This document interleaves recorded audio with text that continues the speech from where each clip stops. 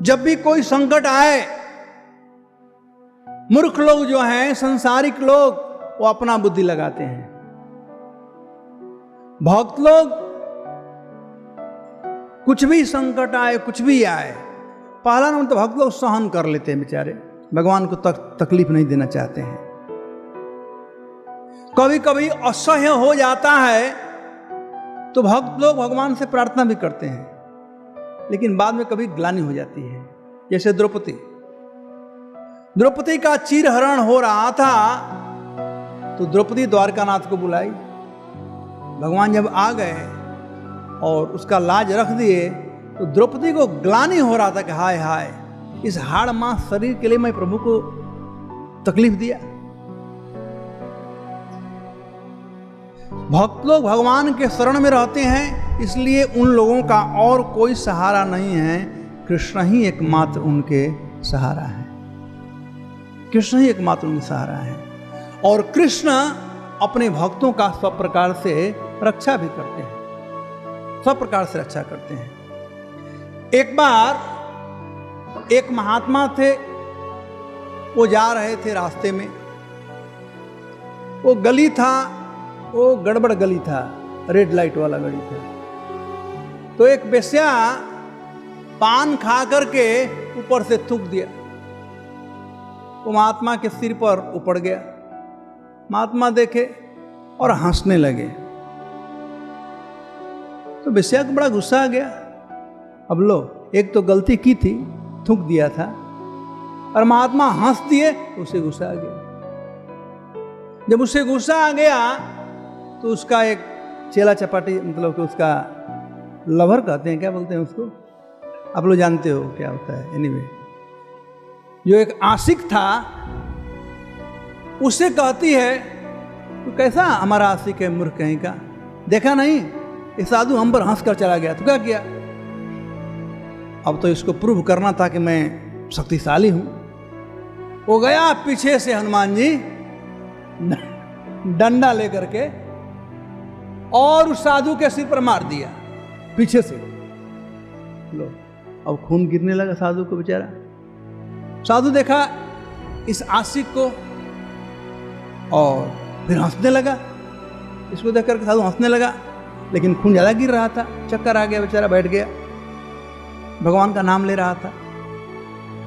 तो ये तो बड़ा अपना बहादुरी कर करके, पीछे से मार करके बहादुरी दिखाने के लिए वेश्या के पास जा रहा था, और कोठा उसका ऊपर था। तो सीढ़ी पर चढ़ रहा था, ऊपर चढ़ गया था, पैर फिसल गया उसका, और ऊपर से ऐसे बुरी तरह से गिरा सिर के ऊपर, उसका पूरा सिर फट गया। और वेश्या सब देख रही थी, वेश्या देख रही थी कि कैसे क्या हुआ। तो वेश्या समझ गई कि हाय हाय, ये महात्मा को मैंने मरवा दिया, इसने मारा, देखो इसका फल तुरंत मिल गया, इसका फल इसको तुरंत मिल गया। अब वेश्या को बड़ा डर लग गया। वो भाग करके गई महात्मा के पास, और उसने अपना अपराध स्वीकार किया और कहा कि मुझसे बड़ी गलती हो गई, मैंने उसको कहा था आकर के आपको मारने के लिए, आप क्षमा कर देना मुझे और उसको, दोनों को। महात्मा ने फिर हंसा।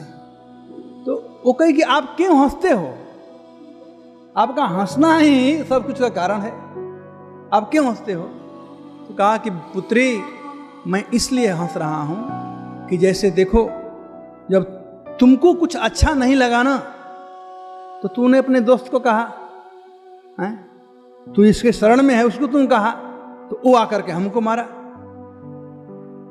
जब तुम कही तब वो आकर के मारा।